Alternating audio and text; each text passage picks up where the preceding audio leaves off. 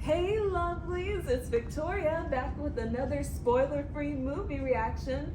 And I have a guest today who you may remember, Jeffrey. So happy to have you back on the show, Jeffrey. Thanks, it's good to be here again. What are we going to talk about today? Oh, I will tell you, but first we need to let them know that this is not our usual setup, is it? This is a different type of setup and definitely one that came unexpected, so Surprise! yeah. Hope you enjoy it. Exactly. So today's movie reaction will be on Poor Things, directed by Yorgos Lanthimos, starring Emma Stone, Mark Ruffalo, William Dafoe, Rami Youssef, Gerard Carmichael, hopefully I'm pronouncing his name correctly, but whatever, Susie Bemba, and Christopher Abbott. If I didn't say the other person's name right, please forgive me. Right, remember, she's only human. It's okay. She's not AI, and the internet is there to help us. Yeah, so let's see, where can we start with this one? How about we start with the story? What did you think about the story, Jeffrey? Or actually, before we discuss it, let's let them know quickly what it's about. So the film centers on Emma Stone's character, Bella Baxter, a Frankenstein-like creation created by Dr. William Dafoe, who plays Dr. Willem Dafoe, you're right. Yeah, I think it was Godric or Godfrey, something like that. Something like that. That just means you have to go watch the movie. Yes, and basically from the dead body of a woman who tried to commit suicide. Don't give away all the secrets. Well, you didn't hear that. Okay, and as a created new science-born woman, I would say experiment, but I'm going to say she's a science-born woman. She explores what it is like in the world through love, sexual encounters, knowledge, and science to discover who she wants to be. Isn't that all of us? Discovering who we want to be? Yeah, well, not as Maybe in a less exaggerated, but unconventional sci-fi way, but yeah. yeah. So, what did you think of the story, Jeffrey? What did I? Well, I thought, like you said, we can see the parallels to Frankenstein. I thought it was very interesting, but to do it from if the monster was female, I think that's very, or creature or creation. And the perspective is from the creation. And so it's kind of an interesting reverse because Mary Shelley, a woman author, wrote, Frankenstein, Dr. Frankenstein, and then here we have the reverse. It's a male director having a female creature story. And she's the lead.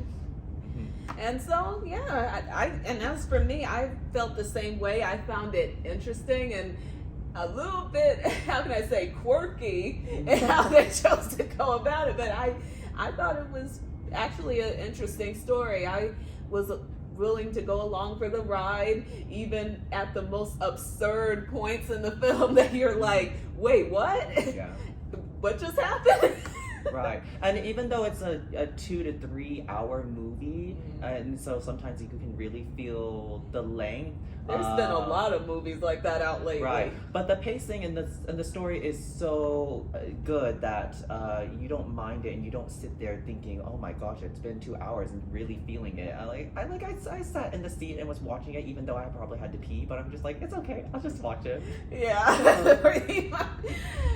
But either way, the story, I thought it was a very interesting story. It was intriguing. It pulls you in, and also even the visuals of the film was just impressive to me.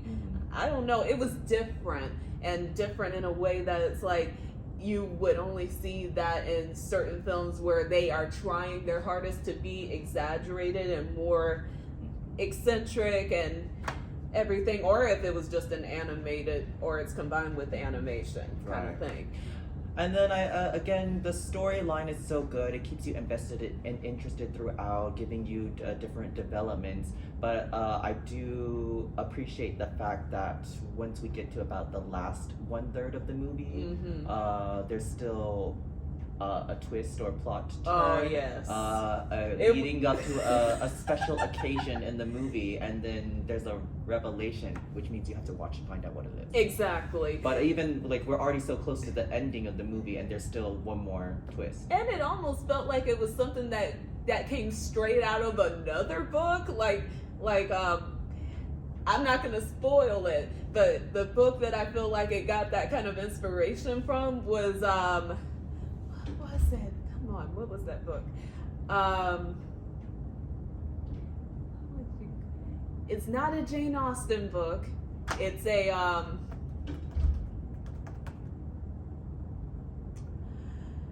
sorry y'all, I can't remember it, but Okay. it was basically a ending that was very much familiar to this, where it was like, or actually I can give a better example that is a movie example, like Crimson Peak.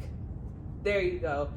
And it was pretty much like when they really find out what's going on and who certain characters are in the movie, that's how this twist kind of felt. But it was good. It just, for me, I felt like it was a little bit like, oh, that's right, we got to bring this in because we can't forget about what happened in the beginning. But then the fact that they still, even so close to the end of the movie, have that much room to still take us slowly on this journey, and then be like, but don't think we forgot, and we circle back, and we still get to kind of wrap it up. Yeah, and in a way, we're still kind of learning with her what was going on. Oh, that's what the book was called, Jane Eyre. There you have it. I was gonna ask you, because you were going on these classical female authors. I was gonna ask you if it was the Bronte sister. Well, the movie itself is kind of like taking a lot of inspiration from Victorian times. Well, because and the setting, I was just gonna mention that exactly. yeah, but also it's taking inspiration from other times in a way, depending on what you're looking at. Like, there's definitely some feels of the 1930s, which is when the book Dr. Frankenstein was, or more like the movie Dr. Frankenstein, not the book. Sorry, y'all. The movie came I was out. gonna be like, dang, I didn't No, know not she that. lived in the 1900s and wrote this. Oh, She's yeah. a time traveler, everyone. Oh yeah, I came back from the 1800s and 1700s, and Yeah, here yeah. I am. And then Mary Shelley lived that long to the 1900s and wrote Frankenstein. I'm just like, whoa. Yeah, no, I'm talking about the 1930s Dr. Frankenstein film. The whole grade and everything before it gets all color. Have you even read those books, Jane Eyre and Jane Austen books? I'm gonna be honest, I read half of Jane Eyre. I saw the films, but at the time that I read it, I was in high school, and because I had to do so much other readings, I didn't get a chance to finish it. I had to return it to the library. My bad. Ooh, maybe that could be a potential idea if all of you are interested. Maybe Victoria can do a book to movie series. She'll read some books and watch it and be like, I don't think about it. Oh, we'll see about that. I don't know. But either way, so back to what we were talking about. So, yeah, okay, we talked about the story. So let's talk about the actors, because that's our favorite part to talk about, is how well the actors did in their performances. So, of course, we're going to start off with Emma Stone. Yeah. How can I say, wasn't she a Golden Globe winner before? Well, I mean, even beyond that, an Oscar. Yeah, Oscar nomination. Oscar nomination. So, I mean, we're gonna just all find out how that goes pretty soon. But yeah. Yeah. But I guess, would you like me to start this time? Or would you like to be honest? Yes, you take the lead. Okay, so I felt that Emma Stone did a bang up job in this film, like for real. Bang up, you heard that? Bang up. Yes, I mean, creating this character that basically starts off kind of like very infantile, like a baby-like type of woman, and that I was like, really, can one person, human, do that so easily without having to feel like they're stretching too far? She went above and beyond doing that. She was this innocent, naive baby woman who did not know how to speak, didn't know how to walk correctly, but yet she brought such authenticity to it that I loved and enjoyed, and also just the way that she how her exploration of the world, she sees the world in such a way that society it normally would force people to see things in a certain way, especially in that time that it looked like it was in. And also just silly moments where she doesn't realize what she says, but yet it comes off as so hilarious. Or when she's trying new things, it's like, oh, have you ever felt this before? It makes you feel happy. You should try it. It's like, girl, naive and innocent, like I said. But what did you think of her performance, Jeffrey? Well, it can be very challenging sometimes to play different age ranges, especially sometimes for adults to kind of regress to being more childlike. So I thought it was a strength of her acting to be able to channel, again, very, like you said, baby or infantile like behavior. And then slowly watching her develop and change over time to become the woman that she is. Yeah. And so there is that. Then, yeah, the acting, it was nice because again, it's just Emma Stone trying It to shows have she's that, improving. right, that balance between the childlike joy and innocence and wonder that I think a lot of adults lose over time. Oh, yes. And then, of course, her journey as she goes through the realities and hardship of life, but then kind of trying to get to the middle of those two things. Exactly. And it was very interesting watching her, just even as she becomes full on an adult, when she's starting to say these big words that we're like, wait, where did you learn how to say all that? And how did you even know what that means? And so I loved it. Now let's move on to another actor in the film, Mark Ruffalo, who plays her, how could I say, I would almost call him an experiment for Bella, because he's an experiment lover. He is a character that spends an important part of time in her life, we'll say. I'm sorry, but he was interesting to say the least, but and this is where I'm sort of going to get to talking about that I felt like there was a subversion of certain tropes when it came to him and their relationship to each other. Is like, he is basically the playboy. He's the player, he's a ladies' man, but when Bella and him meet, oh my goodness, after they get to know each other and have relations and all of that, there's something about his character that starts to come off as kind of pathetic. What did you think? Well, I thought that this character was an entryway for us to go from one setting to another and really help expose Bella to the larger world. And then it's because of him kind of being that catalyst to allow her to have her developmental journey across other lands and interacting with other people and, well, doing certain activities, we'll say. And what about his character? What did you think of his character? I mean, I think he played the rakish gentleman caller with a wild side. And it could be a way for us to see that even a person like him, typical, non-science experiment human can definitely have moments of wonkiness as well. Oh, not just wonkiness. Anyways, you need to watch it to find out exactly what she's going on about. Yeah. And also there's William Dafoe, how many films has this guy been in, Jeffrey? He has been in from Spider-Man to... that's what happens when you've got a long-standing career like that. And Clear and Present Danger, and wasn't he also in The Boy and the Heron? Even though it seemed like he had a bit of a small part in that. and Finding Nemo, and okay, I'm not gonna give a full list, but I'm just Oh my saying, gosh. I'm just saying, Look up the he's been IMDb. around. Yeah, he has been around for a long time, and in this film, he is playing the doctor of this film who creates Bella. But also, what is interesting about his character that you will see if you see how his character looks, he seems pretty monstrous himself. So that was an interesting take on the doctor character, Right. showing that even the doctors can sometimes, even if it's not physically shown, they can have scars and cuts of their own that they have been hiding for years or they just don't talk about. And so I thought he did a great job. I also saw him as very much a father figure to Bella.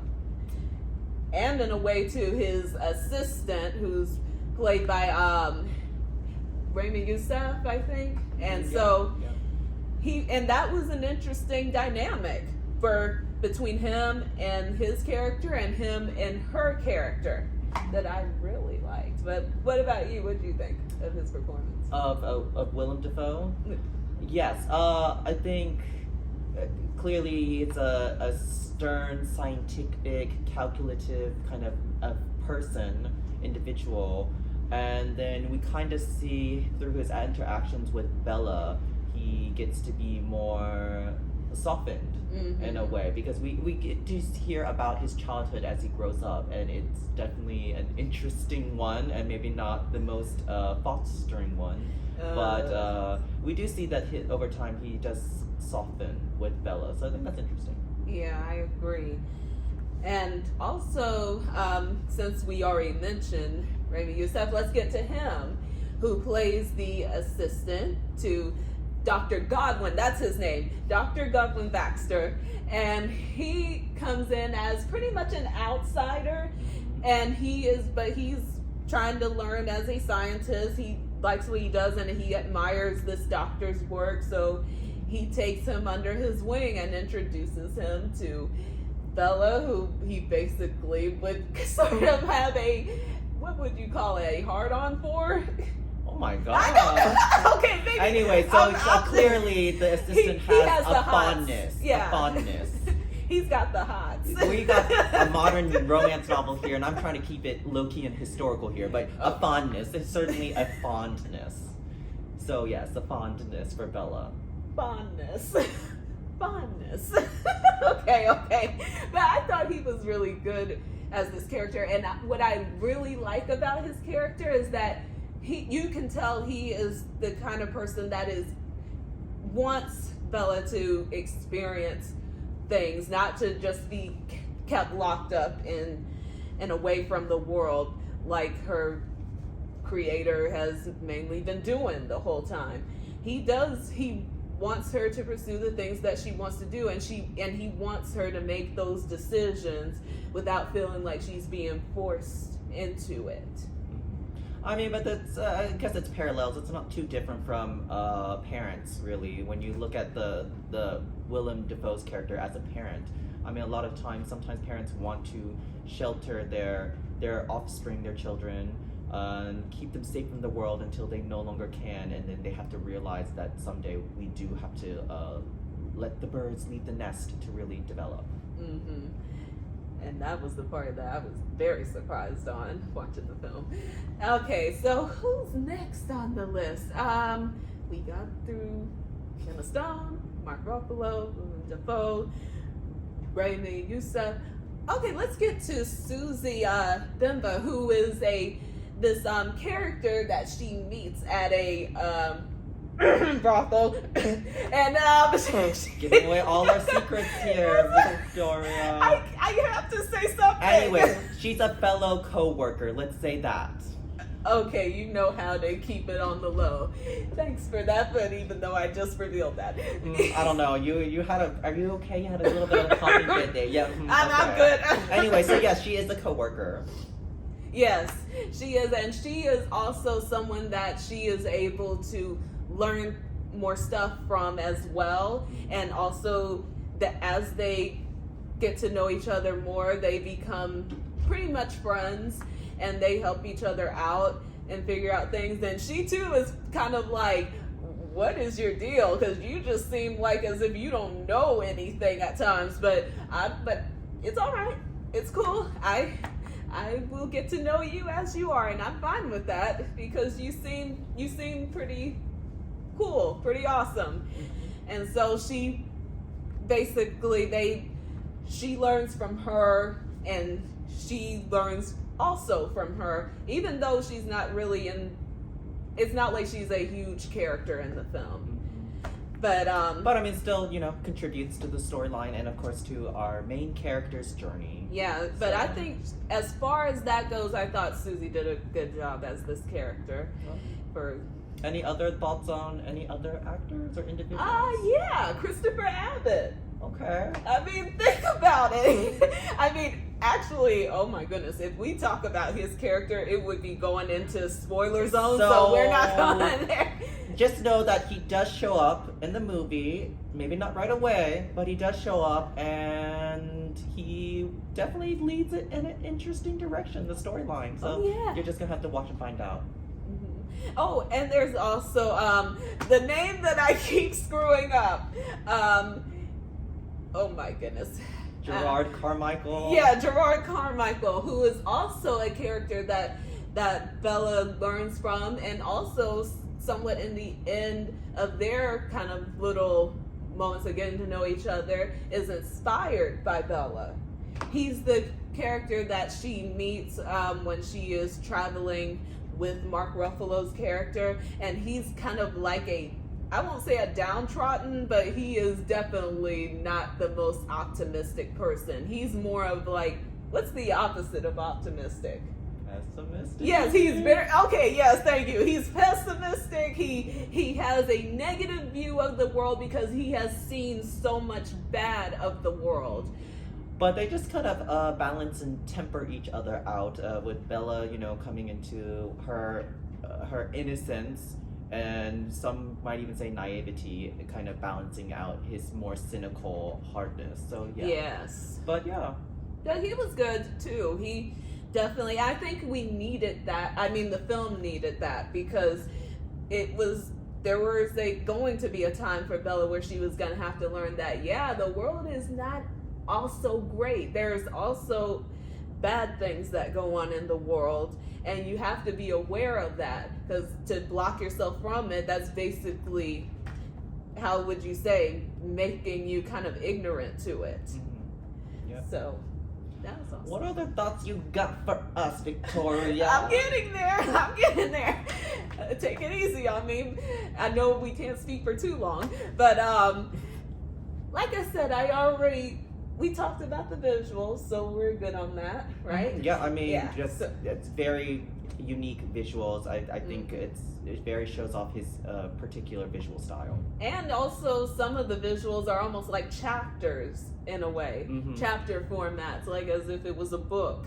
So that was interesting. Yeah, again, you'll have to watch it to understand. Yeah, and the musical score, let's get to that, because there is some interesting music in this film. From how certain ways a piano is being played, or certain ways how like the most unconventional instruments are being used, and being used in a setting where it's like, this is just supposed to be like some ballroom dancing. Why is this kind of music playing?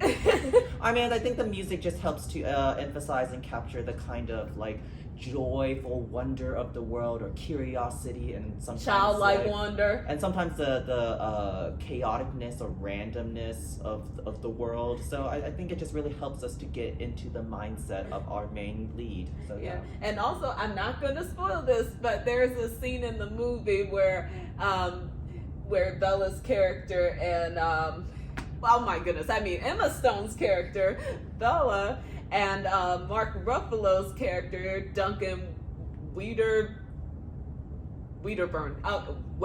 whatever his last name is, but Duncan, they are dancing in this weird... You'll have to watch it.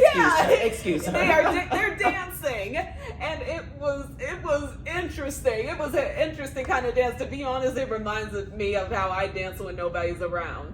Okay, well, you heard that straight from her. Okay, moving on now. So, what about